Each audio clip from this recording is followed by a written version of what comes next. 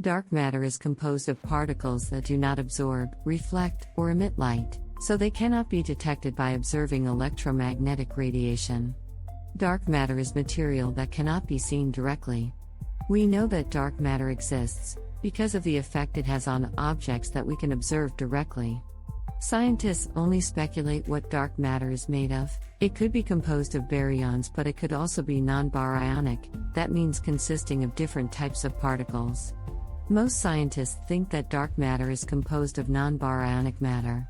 When we look out into the universe, we don't know what we're looking at for the most part. In fact, we can't even see most of what we're looking at. That's because the majority of the universe is made up of mysterious, practically invisible dark matter. The even distribution means that dark energy does not have any local gravitational effects, but rather a global effect on the universe as a whole. This leads to a repulsive force, which tends to accelerate the expansion of the universe. Dark matter, which has never been directly observed, is thought to be most of the matter in the universe and act as the scaffolding upon which galaxies form and develop.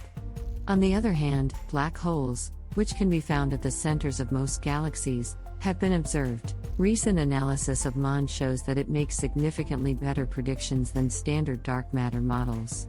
What that means is that, while dark matter can explain the behavior of galaxies quite well, it has little predictive power and is, at least on this front, an inferior theory. Only more data and debate will be able to settle the score on dark matter and MOND.